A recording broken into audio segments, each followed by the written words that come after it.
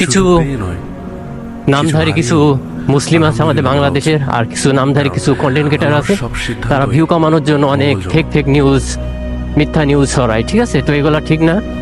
দেশের জন্য, নিজের দেশের জন্য ক্ষতি। বিশেষ করে মানুষের বিপদের টাইমে তার বিপদ নিয়ে কটূক্তি করা ঠিক না।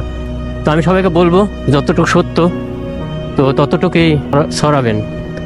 অনেকেই আমাদের কুষ্টিয়া নিয়ে অনেকজন অনেক গুজব ছড়াইছে যে কুষ্টিয়ায় অনেক বেশি পানি, অনেক রিস্ক। তো আল্লাহর রহমতে খুব একটা রিস্ক না, অনেক স্বাভাবিক। Welcome to back to my channel and welcome to another brand new video. আশা করি সবাই ভালো আছেন, সুস্থ আছেন। এ হচ্ছে আমাদের কুষ্টিয়ার আবেদের ঘাট। এখানে 1 মাস আগে পানি ছিল না বললেই চলে, অনেক নিচে ছিল, কিন্তু এখন পানি অনেক পরিমাণ বাড়ছে। দেখছেন কত দূর উপরে ওঠার জন্য আর খুব একটা বেশি বাকি নাই। তো পানি অনেক বাড়তেছে, হু হু করে বাড়তেছে।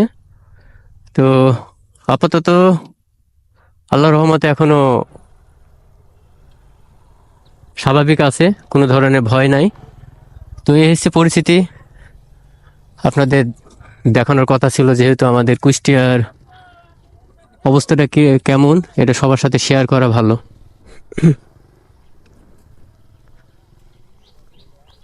আসসালামু আলাইকুম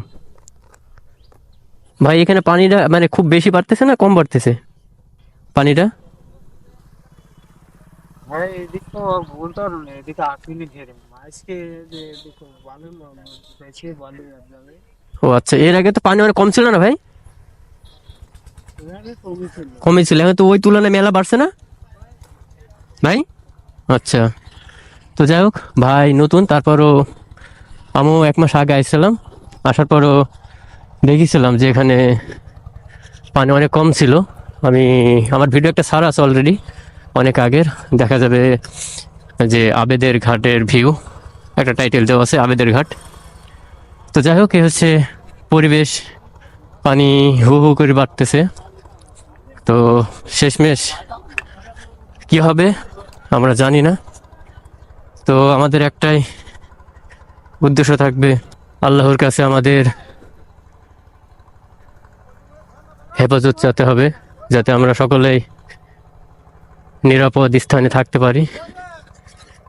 এটা ছাড়া আর আমাদের কিছু করার নাই। তো আমাদের কুষ্টিয়ার অবস্থা যে খুবই একটা ভালো তাও না, পানি মোটামুটি অনেক বাড়ছে। এই যে আপনার এই যে এখান থেকে দেখেন কত দূর চলে আসছে নৌকা। হ্যাঁ, এর অনেক নিচে ছিল পানি, সেই তুলনায় পানি অনেক বেশি বাড়ছে। এখন এখানকার মানুষ ভালো আছে, কিন্তু পানির কোনো স্রোত নাই। পানি আসার যে একটা স্রোত থাকে সেটা নাই, স্বাভাবিক আছে।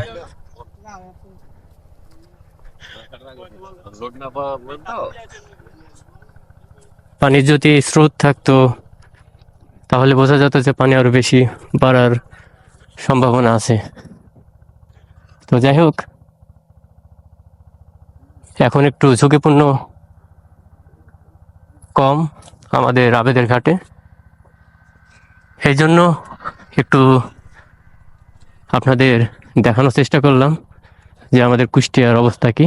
তো গাইস, একটু আপনাদের ঘুরে ঘুরে দেখাবো সাইডে যে আসলে পানি কি পরিমাণ বাড়ছে। পানি এর আগে খুবই কম ছিল, তো এখন পানি বেশ বাড়ছে। এখন জানি না ভবিষ্যতে কি হবে। তো এখন এমন একটা অবস্থায় আছে,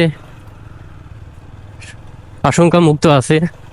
তো আপনারা দোয়া করবেন আমাদের কুষ্টিয়াবাসীর জন্য, যেন আমরা সুন্দরভাবে ভালোভাবে থাকতে পারি। আপনাদের দোয়াটাই হচ্ছে আমাদের কাজে দিবে। তো কুষ্টিয়ার এই একটা অবস্থা, এটা হচ্ছে আবেদের ঘাট, সেটা আপনাদের বললামই। আর আমাদের যে লালন সার একটা বিগ নদী আছে, যেটাকে পদ্মা ব্রিজ বলে, সেখানকার আপডেটটা আপনাদের জানানোর চেষ্টা করব দু একদিনের ভিতরে। তো সাথে থাকবেন, তাহলে অবশ্যই এটার আপডেটটা পাবেন।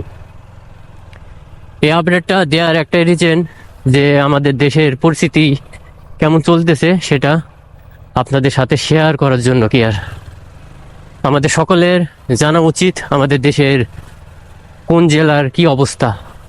কিন্তু কিছু নামধারী কিছু মুসলিম আছে আমাদের বাংলাদেশের, আর কিছু নামধারী কিছু কন্টেন্ট ক্রিয়েটার আছে, তারা ভিউ কমানোর জন্য অনেক ফেক ফেক নিউজ, মিথ্যা নিউজ ছড়ায়। ঠিক আছে, তো এগুলো ঠিক না। দেশের জন্য, নিজের দেশের জন্য ক্ষতি। বিশেষ করে মানুষের বিপদের টাইমে তার বিপদ নিয়ে কটূক্তি করা ঠিক না।